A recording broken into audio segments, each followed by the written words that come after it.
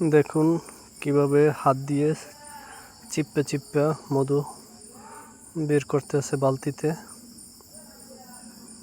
আর খোসা অন্য জায়গায় রাখবে, যেটা বলা হয় মোম বলা হয়, আমরা বলি এটা ভিন্ন জায়গায় রাখবে। গামছা দিয়ে ঘাম পুষে দিতে আছে যেন ঘাম না পড়ে মধুর ভিতরে, সেই জন্য পুষে দিতে আছে।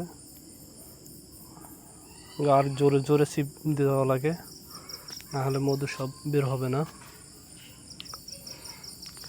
এই জন্য এখন পোক আছে ভিতরে বাঁচতে আছে, পোক যেন না থাকে। কারণ ছুরি দিয়ে কাটতে আছে, দেখেন কত সুন্দর, দেখেন এখন চাপ দেবে, দেখেন চাপ দিয়ে কত, দেখেন বালতি ভরে যাইতেছে আস্তে আস্তে মধুতে।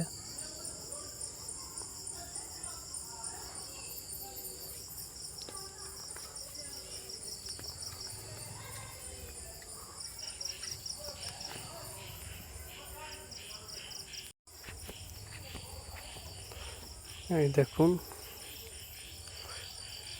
এই গাবলার ভিতর যা আছে সবগুলো এবার চিপা একসাথে করবে বালতিতে, সব মধু একসাথে চিপেই করবে। অনেক কষ্টকর একটা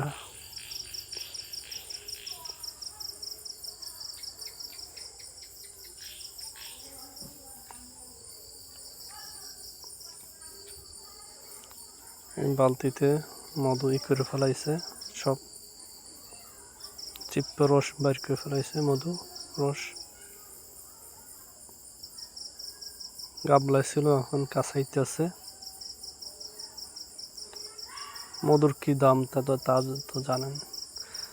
এই দেখেন কতখানি মধু, এখন মধু সেঁকবে যে একটা ময়লাও না থাকে, জালে দিয়া সেঁকতে আছে। দেখেন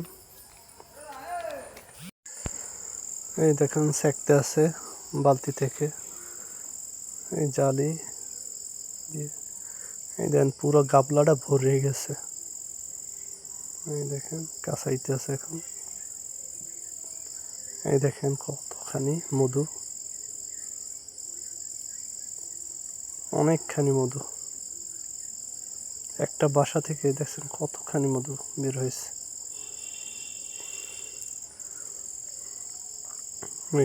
দেখেন কাছাইতে আছে,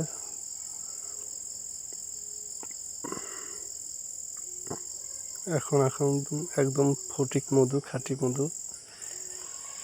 এই খাঁটি মধু সহজে পাওয়া যায় না। আর লুপো দেখেন এখনো জ্বলতে আছে, এখন ভাগ করা হইবে, যারা কাটছে তারা নেবে, আর যাদের গাছ তারা নেবে। এই মুগি দিয়ে মাপবে, দেখুন এই মুগিতে ডালতে আছে।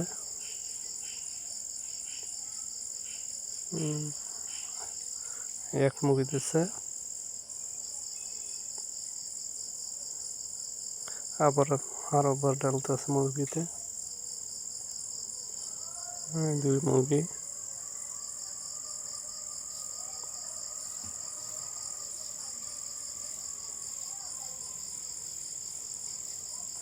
তিন মুরগি,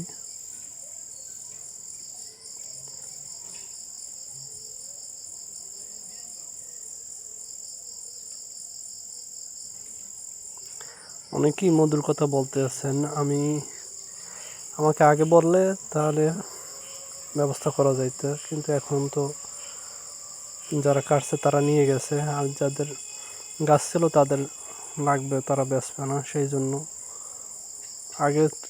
এখন বলছেন অনেকেই, আবার যদি কাটে তাহলে রাইখে দেবো আপনাদের জন্য, যে অনেকেই খাঁটি মধু খোঁজ করছে আমার কাছ থেকে, তাহলে আমার কাছ থেকে নিয়ে যাইতে পারবেন আপনারা। ওই জগে আর এখন গাবলায় রাখছে, দুইটা ভাগ করে ফেলাইছে, এখন বালতির ভিতরে রাখবে। একটা ওইটা 3টে দিয়েছে, আপনার ওইটা 3টে দেবে।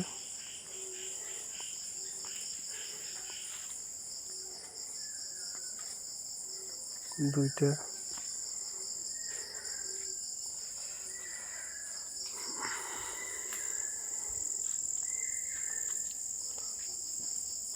তিন মুরগি দিছে। এখন আবার ভাগ করা হইবে। 4,